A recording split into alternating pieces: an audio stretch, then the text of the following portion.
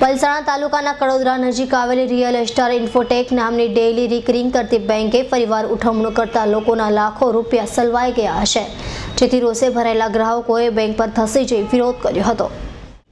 સુરતના ઉધના ખાતે કાર્યરત ધ રિયલ સ્ટાર ઇન્ફોટેક નામની કંપનીની કડોદરા શાખામાં આસપાસના ગામડાના શ્રમજીવીઓ પૈસાની બચત માટે મહિને અમુક પૈસા ભરતા હતા, જેની સામે કંપનીએ 1 વર્ષની મર્યાદા સમાપ્ત થઈ એટલે વ્યાજ સહિતની રકમ આપવાનું કહ્યું હતું।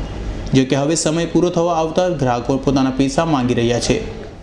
3 महीनाथी बेंको चक्कर काटू छुं, मारा भैया बाकेला है तो भी મને આપતા નથી। मैं केस કર્યો તો भी મને ન્યાય મળ્યો। કેટલા રૂપિયા છે તમારા બેંક ની અંદર? મારા લગભગ 2 લાખની ઉપર છે।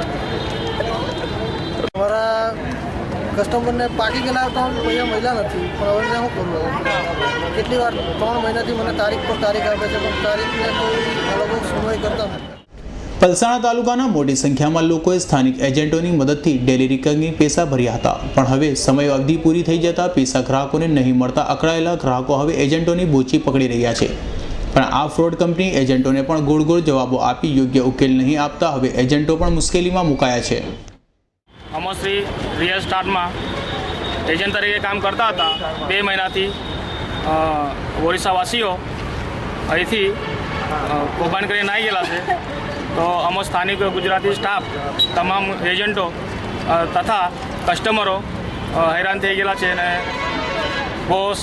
બહુ રૂપિયાનું કૌભાંડ કરી ગયેલા છે અને તમામ અમે સરકારી ખાતામાં તમામ જગા કોર્ટ કચેરી તથા કામરેજ પોલીસ સ્ટેશનમાં 2 મહિનાથી અમે ફરતા છે, અમને કંઈ ન્યાય મળ્યો નથી।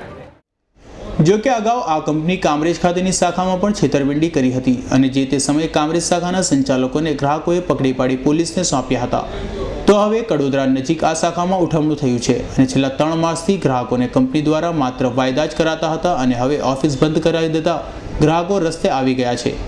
મોહિલગીરી ગોસ્વામીનો રિપોર્ટ S9 ન્યૂઝ, બારડોલી।